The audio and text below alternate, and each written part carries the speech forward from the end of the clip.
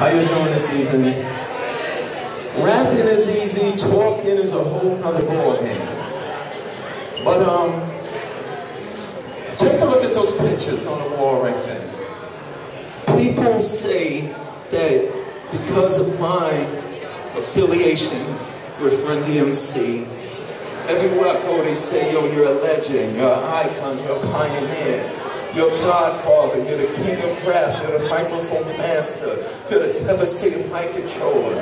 Eminem, Prince, Michael Jackson even said, nobody will never ever do what you guys did. Which is true.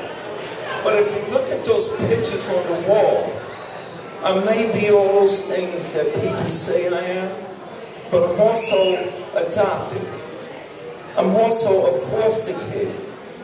I didn't come here tonight to be the celebrity dude that y'all see on TV. And to the kids here, I didn't come here to be that rapper guy that you'll see on MTV and BET and here on the radio.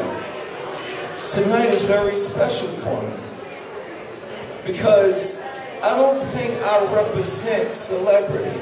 First of all, I was given a foundation of hip-hop and rock and roll to represent the people. But even more importantly, several years ago, at the height of my career, after doing everything that I did with my band Run DMC, first to go gold, first to go platinum, first on MTV, first with the sneaker deals, first on the cover of Rolling Stone, first on American Bandstand, first with the big tours. I was living my life as this DMC character, and I woke up one day and I just asked myself, I said to myself, am I here just to be DMC? To rap a dude for Run DMC? And I really couldn't answer that question. And I got really depressed.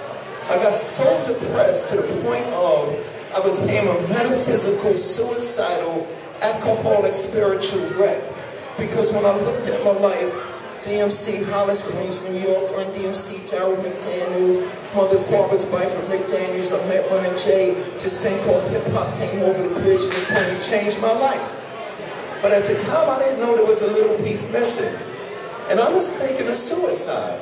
I was literally thinking of suicide, not because I was disappointed with my accomplishments here on earth, but it was just that I realized that success without significance means nothing.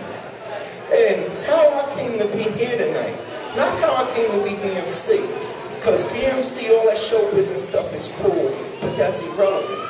But how I came here to be here tonight is, it was a simple question, because I just wanted to write a book.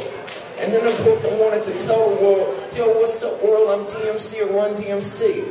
But I'm really Darryl McDaniel. My birthday's May 31st, 1964.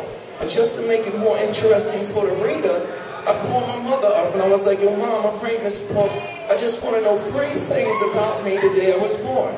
How much did I weigh? What time did I come in the world? What hospital? She told me those 3 things. I said, thank you, I love you. I hung up the phone. I'm sitting there typing away to information to give to the writer. An hour later, she calls back with my father, and she basically says, at the age of 35 over the telephone, at a time in my life where I was a metaphysical, suicidal, alcoholic wreck, oh, by the way, you was a month old when we brought you home, and you're adopted. Now, if I was already wrecked, now don't you think finding out at age 35 over the telephone, something that you never knew your whole life, and you already want to commit suicide, wouldn't that be a great reason to commit suicide? I'm going to do it now! But when she said those words, the void was filled. Yes, I'm DMC. Yes, I'm the king of rock. Yes, I'm the microphone master. Yes, I told all you people to walk this way. But I don't represent celebrity. What I represent is what these kids represent. What I represent is purpose and destiny. Let me say that again. I represent purpose and destiny. I represent everything Miguel just said. I represent what can happen when you give every child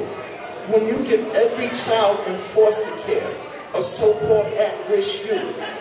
Or, even worse, I hate when we say these kids are so underprivileged. We gotta change the way we talk about these kids. Because if they're so underprivileged, give them some privileges. Because when you do give them a privilege, they excel. I represent what happens when you give every child the most important thing that could lead to their success here in this universe. When they have a family. Do you know, at the height of my career, in 1986, I didn't rhyme about my money in the bank, I didn't rhyme about my cars, I didn't rhyme about all the wealth and stuff that I had. I did a simple rhyme about the most precious thing a child could ask for. And at the time I did this rap, I didn't even know I was adopted. But I did this rhyme, son of Byford, brother of Al. Banner's my mama and runs my pal. It's McDaniel's, not McDonald's. These rhymes are Darryl's, those burgers are Ronald's. I ran down my family tree. My mother, my father, my brother, and me. That was the most precious thing in my life. And like I said, in 1986, I didn't even know I was adopted. But these kids right there on these pictures, man, isn't it beautiful how a picture can change a life? Look at these pictures. I'm not better than these kids. I'm not greater than these kids. I'm not more talented than these kids. What I came here tonight to let y'all know is I am these kids. And these kids, all these kids in the foster care system, all these kids in the group home, all the kids that go from the foster care system to the group home to incarceration, these kids ain't underprivileged children who are worthless lives. These kids are children of potential.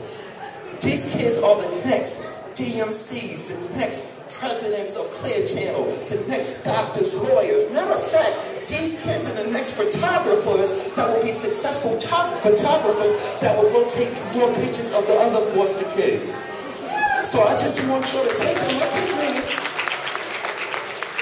Take a look at me and don't let these pictures, what everybody that came on the stage said tonight, don't let it just end with this evening. We got work to do. Because check this out. That little foster kid could grow up to be inducted into the Rock and Roll Hall of Fame. So you need to do what I was given. I was given a family. I was given an opportunity to pursue and do what I was put here to do. This is what this night is about. So take a good look at those pictures and make up your mind. Because if you give a kid a family, you make his life better. When you make his life better, you make the family's life better, then you make the community's life better. And then when you make the community's life better, you make the nation's life better. And then once you make the nation's life better, you make the world a much better place. What happened to me? What happened to me? I wasn't lucky to be adopted. I was fortunate. Now forget about all the awards that I ever received. Forget about all the nominations for awards. That's irrelevant. The most important thing in my whole career was being able to come to events like these and represent those kids. Because the same way that we love our blood kids, let me tell you something, your family has nothing to do with flesh and blood. Let me say that again, these kids ain't those kids or those foster kids. These children are our kids, and they are the next greatest people of the universe. Thank you.